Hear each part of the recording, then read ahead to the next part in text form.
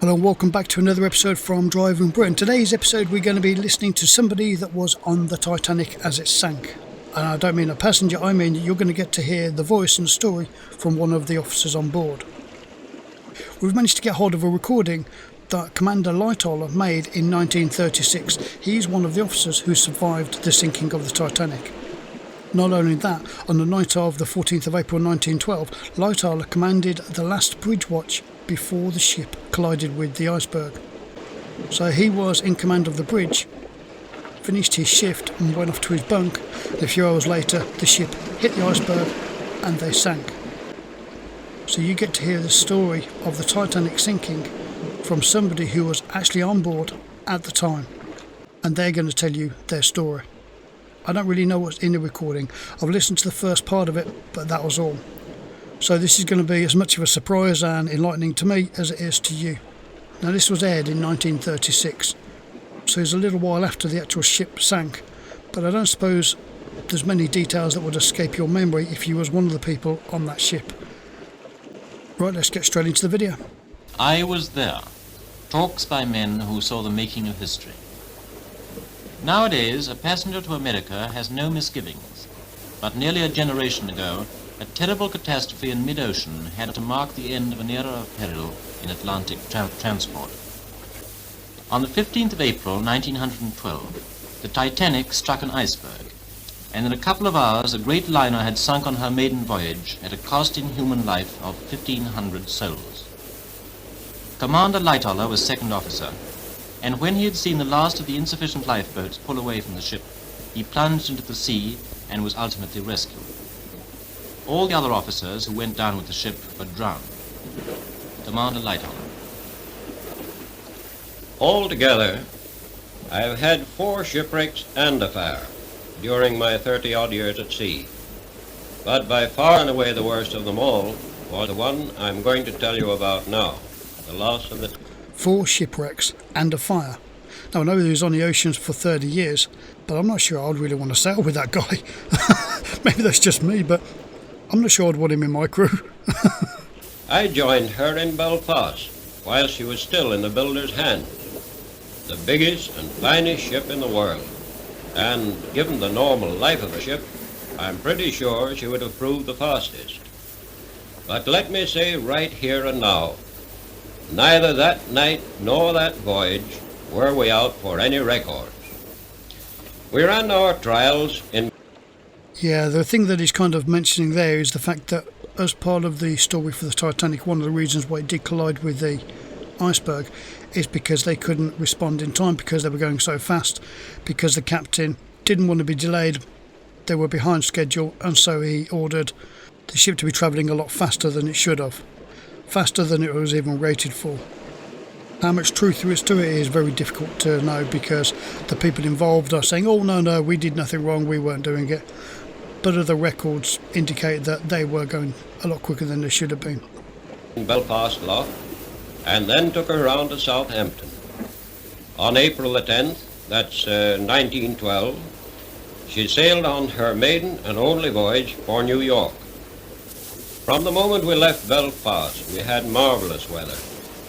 And even when we got out on the Western Ocean, or Atlantic, as you probably know it was as smooth as the proverbial mill pond, not a breath of wind, and the sea like a sheet of glass. In any other circumstances, those conditions would have been ideal. But anyone with experience of ice at sea knows that those very conditions, and the moonless night, only render the detection of icebergs all the more difficult, and calls for additional alertness on the part of both officers and men. Speaking for myself, I knew only too well that there were chances, if long ones, of sighting an iceberg, but as I reckon, in ample time to clear it with a turn of the wheel. On that night of April the 14th, we all, that is, the captain and officers, knew perfectly well that we were just about entering the region where ice might be sighted at that particular time of the year, and had taken all necessary precautions. Now, throughout the day, there had been the usual wireless messages from different ships, reporting the weather, odd icebergs, and so forth. But as none of these bergs reported lay on our course, well, they didn't directly concern us. But when the evidence came to be sifted out at the inquiry held in London afterwards, it then came out that one very vital message received in the Titanic's wireless room that night had never been delivered to the bridge. That message came from a ship called the Masaba, warning all ships of heavy pack ice, icebergs, and field ice in an area then lying right ahead of the Titanic, and what was still worse, not far away. Those immense quantities... Yeah, as far as I recall from some of the other stuff, one of the ships in the area had actually come to a halt and stopped sailing because they came across an ice field. And that's one of the reports that got put out saying that there was ice in the area. Whether that's the same report as what he's referring to there or not, I'm not sure. I didn't recognise the name of the ship that he said then. I'm sure it was a different vessel that I recall the name of from where they actually came to a stop because the ice field was too dangerous to go near. Why their message didn't get passed from the radio room up to the bridge, such an important message, I really can't fathom why that would happen. Because the radio operators, they're going to know that that's a really important thing. They're all experienced staff. And I know that there were other problems with the radio operators, not the people themselves, but with the equipment because they were using both old and new technology at the time. And the ships around them weren't using any of the new technology, so half of their kind of cries for help, they just weren't unheard because nobody was using the same system as them. Quantities of ice were abnormal for almost any time of the year, and the significance we should have attached to that report can hardly be exaggerated. In my opinion, it was a warning of the most vital importance. You see, I was officer of the watch and in charge of the ship when that Masaba message came over, and I know perfectly well what I should have done if it had come to my hand. Without a shadow of doubt, I should have slowed her down at once. That would have been imperative, and sent for the captain.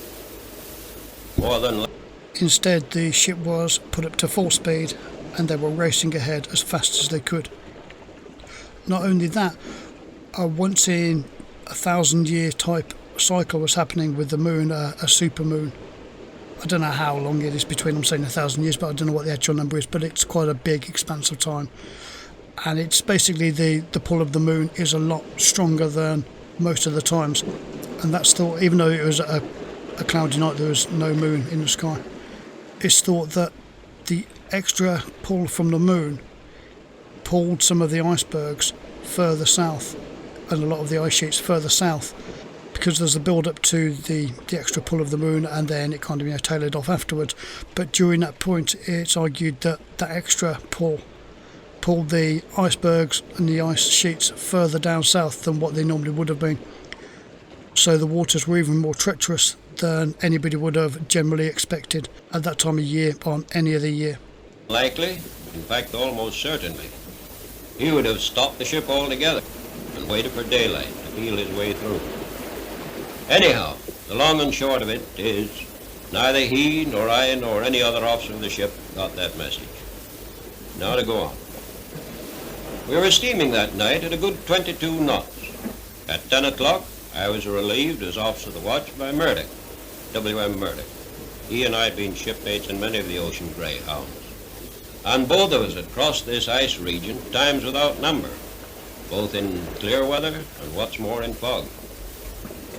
After the usual formalities, I handed over, wished him joy of a few perishing cold hours, went below. I expect his watch went on as mine had done. Nothing to see and nothing to hear except the distant roar of the water at her bows, that and the half-hourly bells with a lookout must cry of all's well. Of course, he knew nothing of the death trap lying ahead of us, any more than I did. Yeah, you've also got to remember, don't forget, they didn't have radar or anything like that. You're on about somebody in a crow's nest literally trying to look out for icebergs in the pitch black.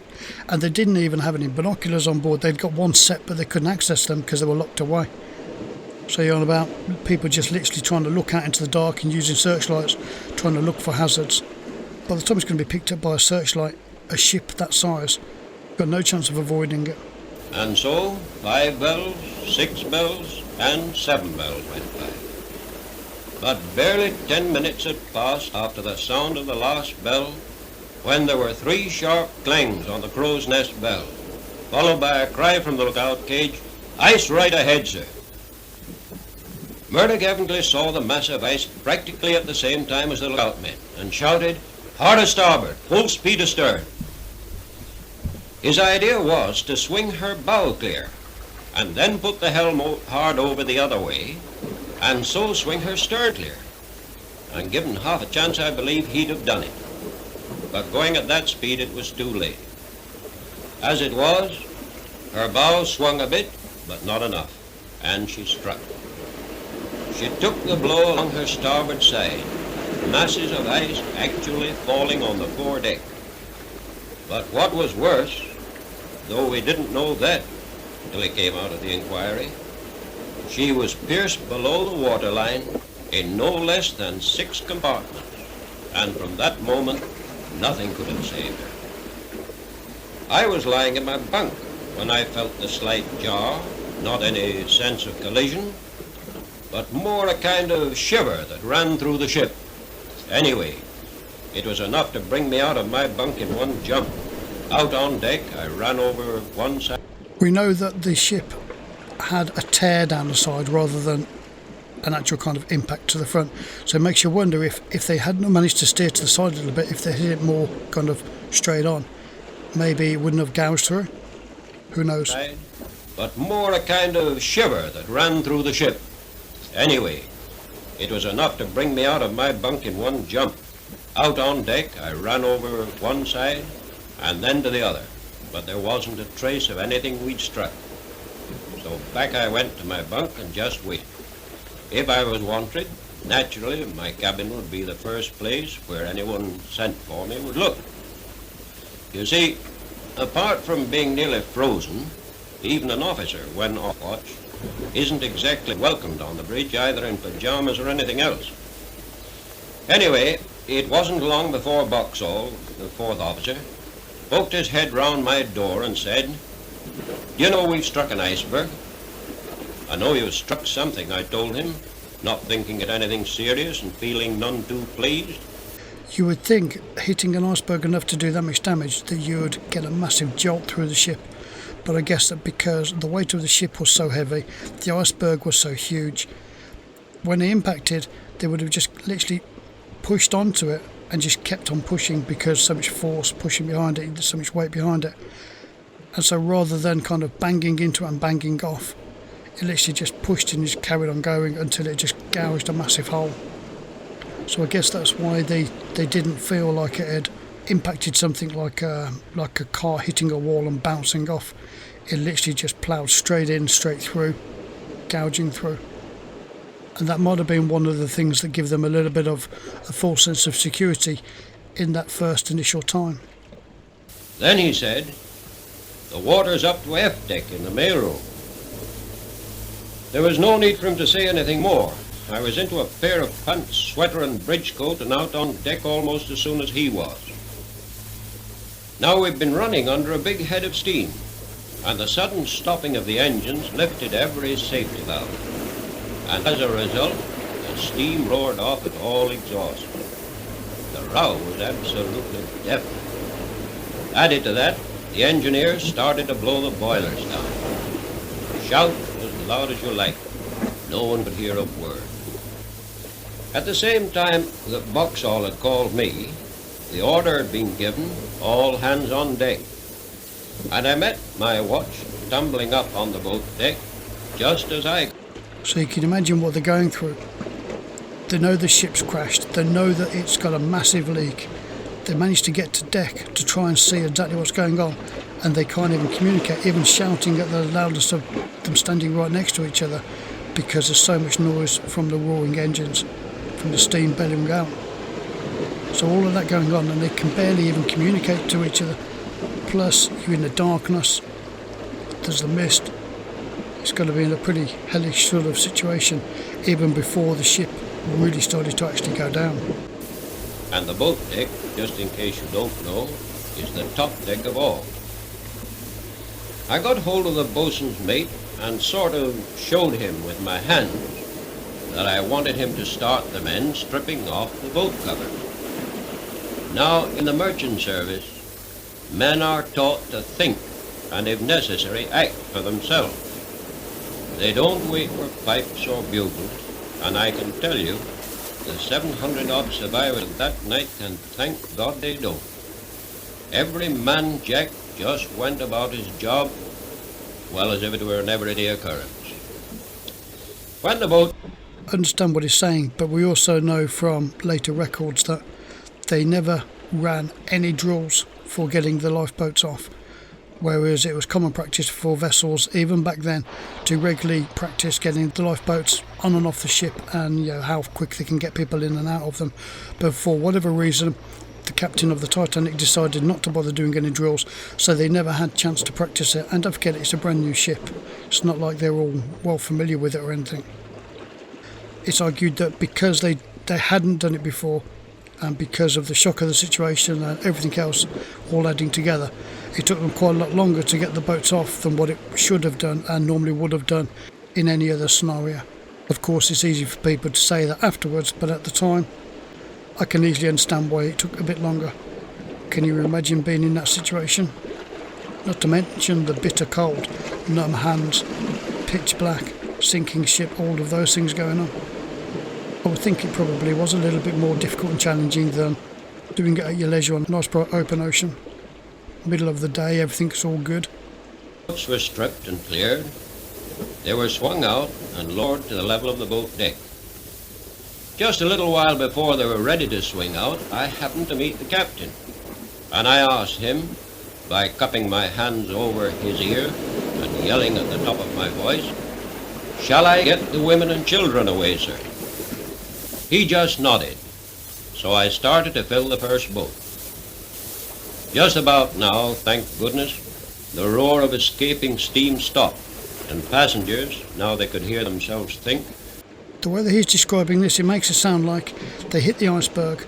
Within a few minutes, someone was at his door saying, "We're taking on water."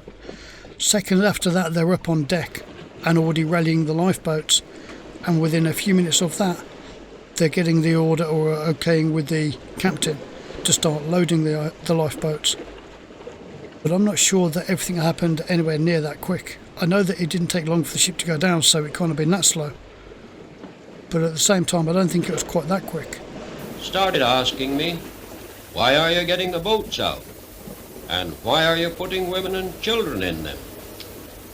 I told them it was merely a precaution, and that very likely they'd all be taken on board again at daylight, or at the worst, taken on board the ship everyone could clearly see only a few miles away.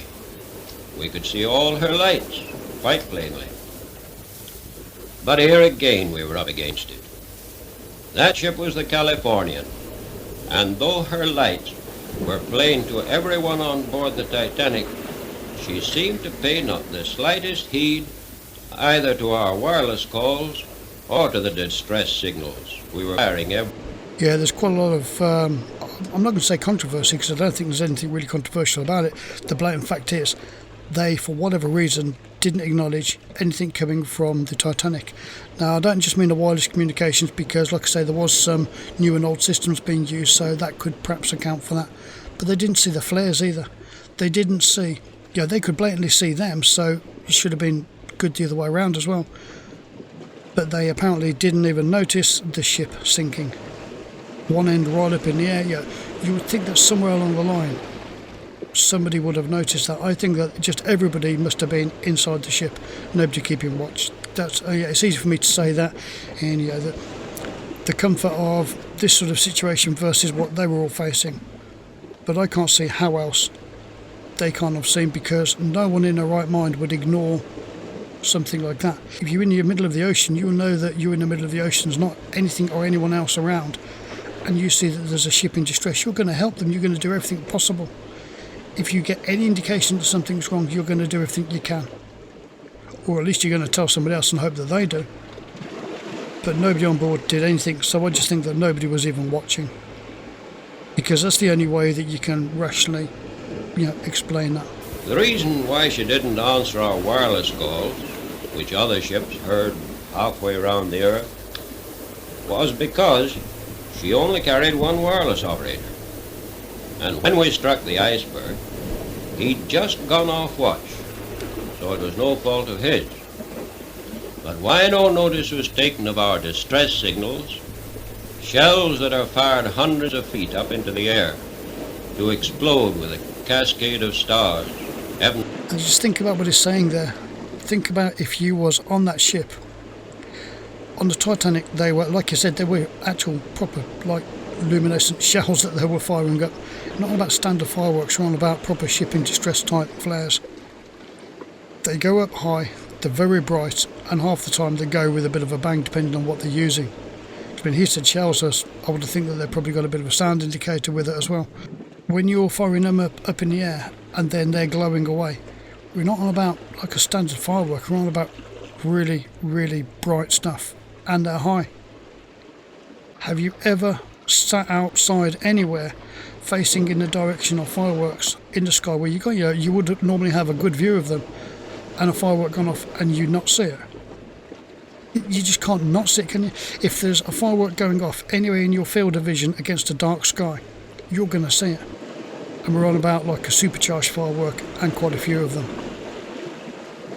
The only way that nobody saw that is because there was nobody looking in a position to be able to see it. I reckon that they was all just tucked up inside the vessel because it was freezing cold outside.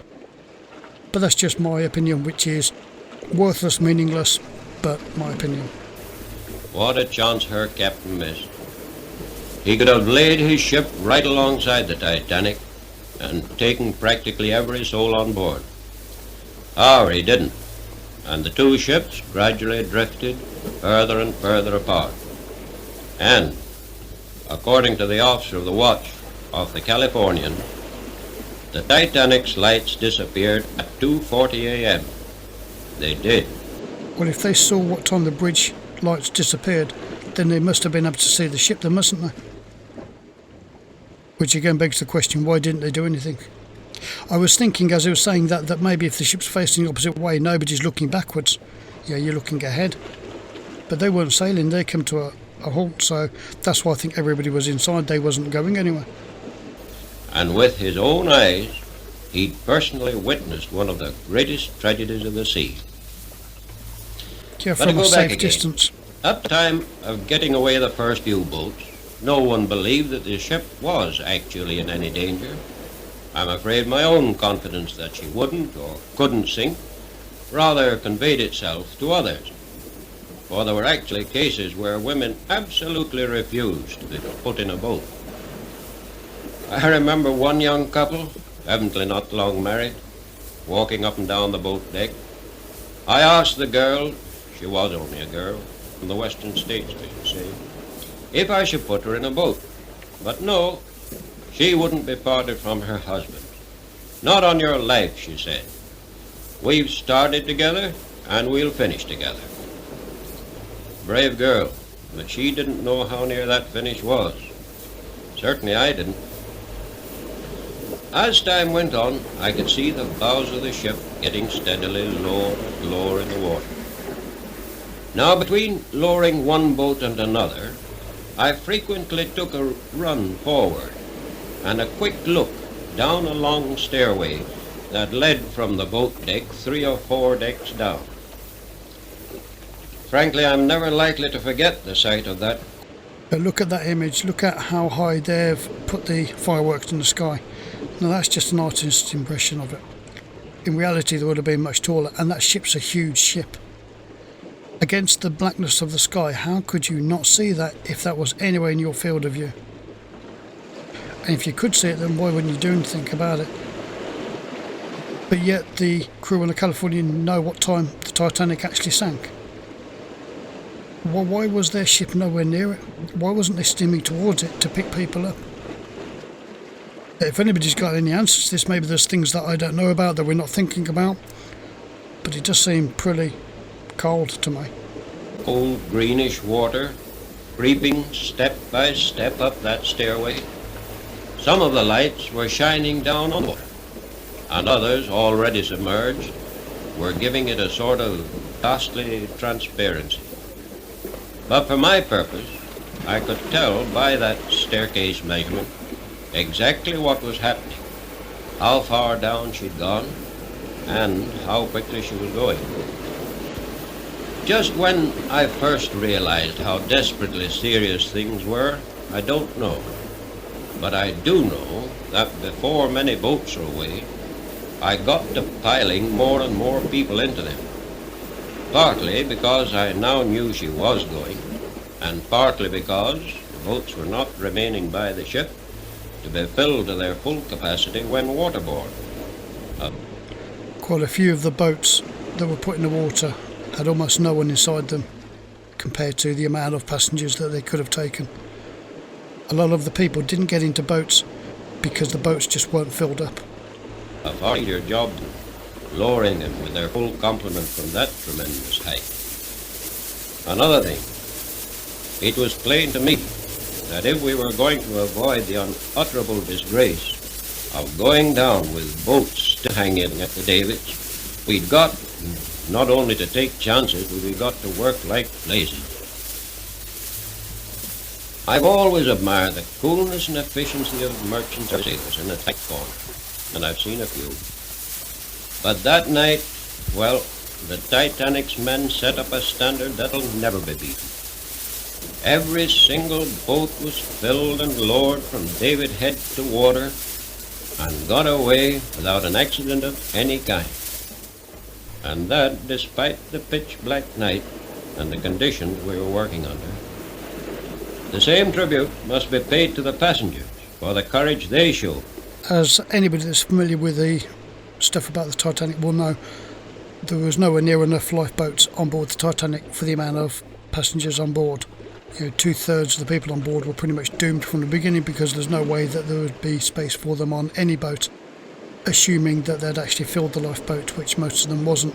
But not only that, as the ship kind of listed to the one side a little bit, the lifeboats are kind of picked up on like a kind of a crane, lifted up a little bit, then hung over the side, then dropped down into the water. But as the ship lists over to the side, then any lifeboats on that side, it obviously makes it a lot more difficult to be able to get them across and down into the water. And one of the actual davits are still up in the upright position as the Titanic lies on the sea floor. One of the few that's still remaining that people have managed to find on the ocean floor. But it's still in the upright position where it was when it was halfway through launching one of the lifeboats. For by the time little more than half the boats had gone, I knew, and I'm pretty certain they knew, that she was definitely going down.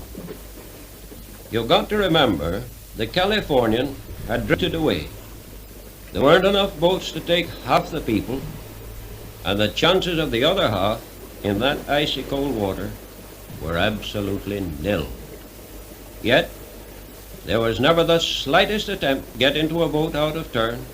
In fact, with the last couple of boats, it was even difficult to find women to fill them, though of course there were still a good many on board. Then came the very last boat of all, and it was a sort of raft with collapsible canvas sides, stowed upside down on top of the officers' quarters, and that's above the boat deck. A seaman named Hemming, he'd been with me in many of the mail boats, he and I cut this one adrift and threw it down on the water, which was now about 2 feet above the boat deck. Hemming, by the way, had earlier on given up his place in the boat after being told off to take charge of it, and unbeknown to me, had followed round, helping me with the lowering. Ticklish job even in daylight. Having dumped this collapsible, there was not a thing further we could do on that side, so both of us went over to the starboard side. But we found all the boats were away from there too. Of course, there were still hundreds of people round. As Hemming and I looked down from the top of the officers' quarters, where we were standing. So imagine what they're thinking at that time. Yeah, they've had the adrenaline and all the big rush going on up to that point. They're racing around doing everything they can to go through, get all the boats off that they can, including the inflatable ones. And then they look around, they realise that they're now out of boats. And they still know that there's hundreds and hundreds of people on board, as well as themselves. Every usable life raft is already in the water. They have nothing left. The ship took a sudden dip, and the sea came rolling up, carrying everyone with it. Many were drowned there and then. Everyone that could just instinctively started to scramble up towards the after end of the ship. But that was only putting it off. In fact, it was lessening their chances. The plunge had to come, and that I could see was pretty soon. And no one's chances were going to be improved by getting mixed up in a struggling mass. Hemming, as I found out afterwards, headed for one of the after boat falls, slid down, dropped into the water, swam away, and was eventually saved. For my part, I turned forward and took a header from the top of the wheelhouse. I started to swim away, but got sucked down 2 or 3 times. In fact, I got mighty near the edge of things before I finally came up alongside the collapsible. We'd hove in. As the ship goes down, it's not that it sucks you down with it, it's that it blows so much air up that you're literally stuck on air bubbles, so you literally just fall down through the water. Water that's that freezing that you can't even get a breath in. Into the water from the top of the officers' quarters, and there I hung on. A bit later, the forward funnel guys carried away, and the funnel, weighing perhaps 50 or 60 tons, fell down with a crash on the water. It missed the raft and some of us hanging on to it by inches. There were a good many it didn't miss. Next thing I remember, I was still hanging on to a bit of rope attached to the raft, but some 30 or 40 yards away from the ship. The wash of the falling funnel had evidently picked us up, raft and all, and flung us clear of the ship altogether. Several of us scrambled up onto the slippery bottom of the raft, and it was from there I saw the Titanic sink. As I watched, I could see her bow getting deeper and deeper in the water, with the foremast sticking up above the surface, whilst her stern lifted higher and higher, till it was right out of the water. When she got to an angle of about 60 degrees, there was a sullen sort of rumbling roar, as her massive boilers all left their beds and went crashing down through the bulkheads and everything that stood in their way. Up to that moment, she had stood out as clear with her rows of electric lights all burning. When the boilers broke away, she was, of course, plunged into absolute darkness, though her huge black outline was still perfectly distinct up against the stars and sky. Slowly, she reared up on end, till at last she was absolutely perpendicular. Then, quite quietly, but quicker and quicker, she seemed just to slide away under the surface and disappear. As she vanished, everyone round me on the upturned boat, as though they could hardly believe it, just said, "She's gone." Some little time later, I found that the senior wireless operator was standing just behind me, and from the wireless messages he told me he'd received from different ships, I figured up in my mind that the Cunard liner, Carpathia, one that he said was coming to our rescue, should be up about daylight. It was then I first... Don't forget, when the Titanic went down, it took all illumination with it. They're stuck with no lights, in the middle of a freezing ocean, most of them hanging off the side of the boats, and they know that rescue isn't going to turn up till daylight. Hours and hours away. Wireless messages he told me he'd received from different ships, I figured up in my mind that the Cunard liner, Carpathia, one that he said was coming to our rescue, should be up about daylight. It was then I first heard of the Masaba message, and when I said I didn't remember it, he told me he'd put it under a paperweight at his elbow and never sent it to the bridge. Many died from cold during the night, the wireless operator amongst them. And a mighty long time it seemed before daylight broke, standing wet through and up to our knees in icy water on that upturned boat. Frankly, I don't think many of us expected to see daylight. At one time during the night, someone suggested we should say, "Our Father," and I don't think it was exactly scare that made everyone join in. But you'd need to be in somewhat the same fix, where a couple of minutes may mean all the difference between, well, here and hereafter, to understand the feeling we put into it. I've heard that prayer ever since I was the height of 6 penitent cockers, but never with such intense earnestness as the surroundings lent to it that night. You can't imagine how they must have been feeling. Freezing cold, soaking wet, middle of the ocean, almost certainly gonna die. And the closest rescue is not just hours away, but it's not even going to turn up until daylight. If it had been daylight when all this was going on, then I'm sure that things would have felt at least a little bit better for them. But with the blackness of night, the inky water underneath, it's going to be pretty horrendous. However, when daylight did break, most of us were still heads up, and we of the upturned boat transferred to one of the lifeboats. At full daylight, there was the Carpathia steaming toward us. I needn't say just what sort of a welcome sight it was either. Cruising slowly round, she collected the boats one by one. Mine, I know, was loaded down to the gunwales, and no easy job to keep afloat in the rising sea. At last, everyone was safely on board, and with a... And exactly where was the California by this time? 700-odd survivors of that night, she turned away from that tragic spot and headed for New York.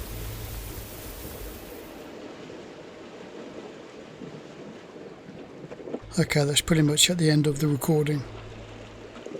It's a pretty harrowing tale, isn't it? And it is a surprise that anybody actually survived the sinking. Even with the lifeboats, anybody that managed to get into a lifeboat and then get away from the ship without getting soaked, they've got a reasonable chance of survival. But they're all in clothes that they just rushed out in. Some of them might have got to put coats on and that sort of stuff, but there would have been quite a lot of panic. I'm not sure that people would have been dressed with the idea of being able to survive sitting in a lifeboat in the ocean for half the night. They would have been expecting to go outside, have to deal with something, see it's just a false alarm, and then go back to their bunks, to their luxury rooms. Even when they were loading the actual lifeboats, nobody truly believed that the ship was going to sink. Not right up until the end, when there was just no question that they were in a very, very serious situation. The ship was going down. Anybody who didn't get into a lifeboat was going to go down with that ship. And there was no question. It was going to happen. But right up until that point, people just still didn't believe it was going to happen, because the faith in the ship was unsinkable was just so strong. And that's amongst the public as much as the crew. They all really did believe it. Right up until they had no choice but to accept that it was sinking, that they were about to be abandoned in the middle of the freezing cold ocean with nothing other than what they're wearing, and most of them not even in a lifeboat, plunged into the freezing cold icy water with almost no chance of survival. Yet many of them did actually manage to survive. As far as I know, all of the ones that got into the lifeboats, except for that radio operator, he said the radio operator was standing behind him, so that indicates that he was in a boat. But other than that person, who apparently didn't survive, I think that everybody else that got into a life raft did survive. Almost all of the ones that went into the water didn't survive. If you'd been on that vessel, how do you think that you would have acted? You hear time and time again about people staying behind and insisting that others have their space on the life raft. Do you think that you would have been brave enough to do that? I think if we're honest with ourselves, I think that it's very, very difficult to know that we definitely would do that. We'd like to say that we'd do that, but when you're actually faced with that situation, how many people would actually have the courage to go through with it? Most of the people on board that ship insisted on staying on the ship so that others could have their space, knowing exactly what their fate was going to be. Some would argue that there was just a different calibre of person to today's society, to today's world. I'm not sure. If something similar happened again today, what do you think would happen? Well, actually, we know what would happen to some extent, because there was a ferry a few years ago, and the ferry, it was, a ship-sized ferry, it was quite a big thing, but as that started to sink, all of the crew jumped in the lifeboats and left the ship, didn't they? And left everybody on board to sink with I think it was a burning vessel as well, but all of the crew ran off and abandoned them. It's a bit different to the stories that you're hearing from the Titanic, isn't it? Okay, let me know what you think of this video, and let me know in the comments your thoughts about everything that you've seen. If you've enjoyed the video, don't forget to give us a thumbs up, and if you haven't subscribed already, it would be really helpful if you did. We're a very small channel, and we're only going to get bigger if people like you subscribe. If you don't subscribe, we're never going to grow, because YouTube are never going to put us and our videos in front of other people, because they're not going to know that people want to watch them. The only way that they know that it might be a video worth seeing is by you clicking the thumbs up and subscribing to the channel. YouTube rely on you to let them know which videos are worth watching. So if you don't give a thumbs up and subscribe and things like that, nobody knows. Videos don't get seen and channels aren't given the opportunity to grow. That's why we all rely on you so much. Okay, thank you for listening, and we'll hopefully see you next time.